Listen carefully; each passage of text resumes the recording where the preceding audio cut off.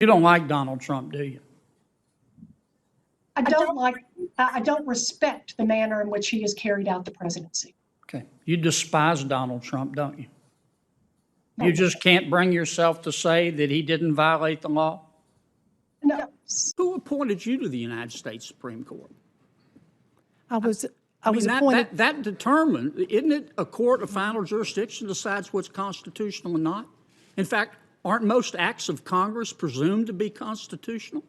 They are presumed, but they're not always constitutional. And no, of course, I was not on the Supreme Court. And I can tell you, Senator, look, we really wrestled over this decision. I personally wrestled over this decision.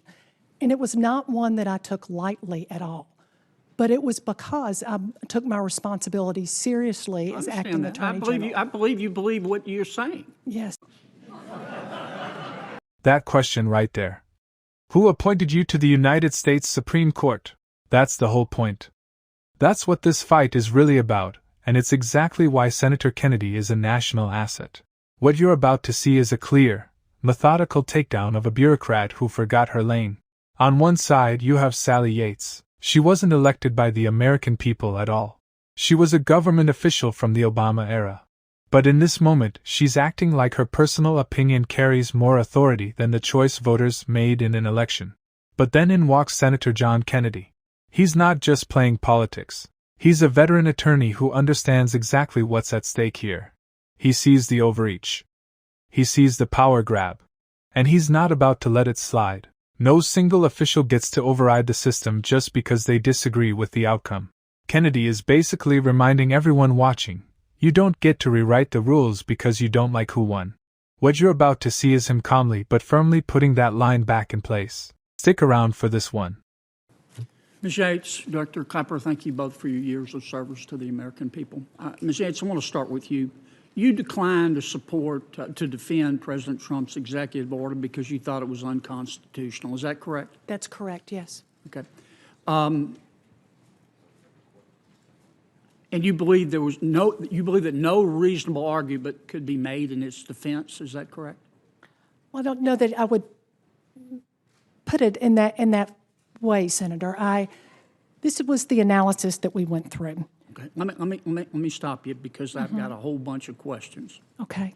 I just want to understand your thinking from my perspective. Sure. Did you believe then that there were reasonable arguments that could be made in its defense? I believed that any argument that we would have to make in its defense would not be grounded in the truth. Because to make an argument in its defense, we would have to argue that the executive order had nothing to do with religion, that it was not done with an intent to discriminate against Muslims. Okay. And so based on a variety of factors. You were looking at intent? Yes, and I believe that that's the appropriate analysis. And in fact, that's been borne out in several court decisions since that time, that that's the appropriate analysis when you're doing a constitutional analysis. It's to look to see what are you trying to accomplish here. Okay. Suppose instead of an executive order, this had been an act of Congress, would you have refused to defend it? If it were the same act, yes. Okay. And in fact, the Department of Justice has done that in the past. For example, with DOMA, the Defense of Marriage Act, when the Department of Justice refused to defend DOMA. But that was a political decision, was it not? Well, I wasn't at Main Justice at that time, so I can't speak to that, but that was another example of when DOJ did not defend the constitutionality of a statute in that sense. But in your opinion, the executive order is unconstitutional? I certainly was not convinced that it was constitutional, and given that I wasn't in the import of this, I couldn't in good conscience send Department of Justice lawyers in to defend it. Well, I want to be sure I understand. Do you believe it's constitutional or unconstitutional? I was not convinced that it was constitutional. I believed that it was unconstitutional in the sense that there was no way in the world I could send folks in there to argue something that we didn't believe to be the truth. So you believe it's unconstitutional? Yes. Okay. I don't mean to wax too metaphysical. And if I can say, I can understand why you might be a little frustrated with the language here. I'm not frustrated. I'm happy as a clam. No, and here, At what point does an act of Congress or an executive order become unconstitutional? well, it all depends on what the act does. No, but I mean, at what point is it become, I can look at a statute and say, I think that's unconstitutional. Does that make it unconstitutional? I think the issue that we faced at the Department of Justice is to defend this executive order would require lawyers to go in and argue that this has nothing to do with religion. But at what point does a statute or an executive order become unconstitutional? Is it some a priori determination? It becomes, telling you what I'm getting at, and I don't mean any disrespect. Who appointed you to the United States Supreme Court? I was mean, appointed. that determined, isn't it a court of final jurisdiction decides what's constitutional and not? In fact, aren't most acts of Congress presumed to be constitutional? They are presumed, but they're not always constitutional. And no, of course, I was not on the Supreme Court. And I can tell you, Senator, look, we really wrestled over this decision. I personally wrestled over this decision. And it was not one that I took lightly at all. But it was because I took my responsibility seriously as acting Attorney General. I believe you believe what you're saying. Yes, I do. I'm just trying to understand, this is likely to come up in the future. Well, at what point does an executive order or statute become unconstitutional? When I think it's unconstitutional, or you think it's unconstitutional, or a court of final jurisdiction says it's unconstitutional? I believe that it is the responsibility of the Attorney General, if the President asks him or her to do something that he or she believes is unlawful or unconstitutional, to say no. And that's what I did. Okay, I get it. All right, let me ask you both a couple of questions. Can we agree, Director and Counselor, that the Russians attempted to influence the outcome of the election? Yes, sir, absolutely. Yes. Do you believe that the Russians did, in fact, influence the outcome of the election, Director?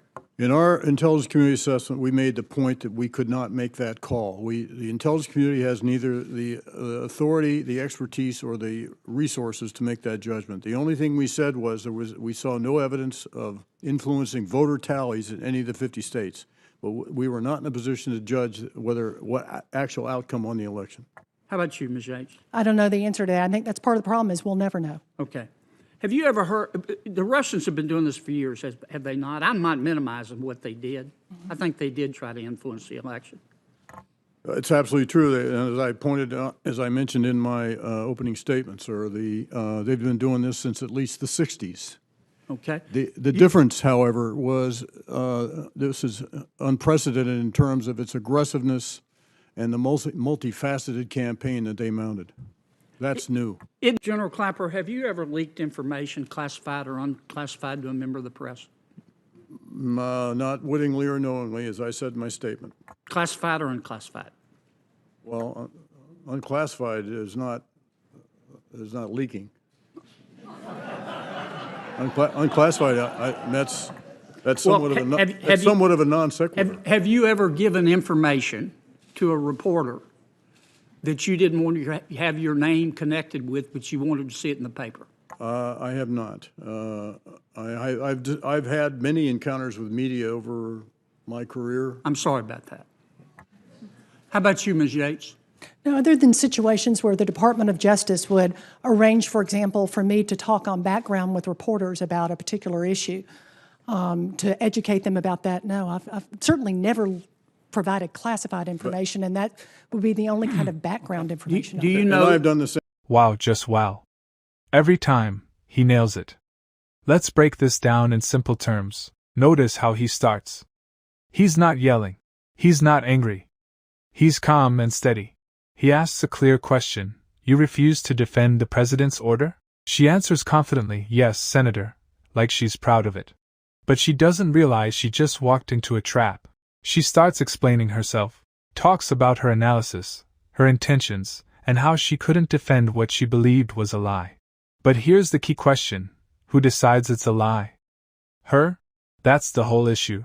It's not her job to personally decide whether a law is constitutional. That's the Supreme Court's job. Kennedy even tries to slow her down. He tells her he didn't ask for a long speech. But she keeps talking, clearly convinced she's right. Then he asks the question that changes everything. When does a law become unconstitutional? When you think it is?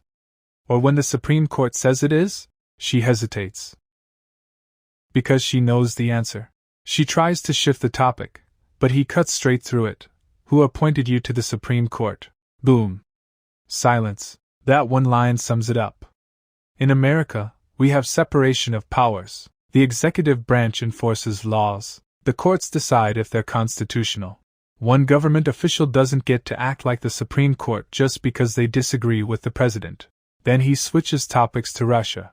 He asks if Russia meddled. She says yes. Then he asks the big question, did they change the outcome of the election? After a pause, she admits there's no evidence they did. In just a few minutes, he got her to admit two big things: that she put her own judgment above the courts, and that there was no proof Russia changed the election result. That's why moments like this stand out. Now the real question is, do you think government officials should be able to ignore laws they personally disagree with? Or should the courts be the final authority? What's your view?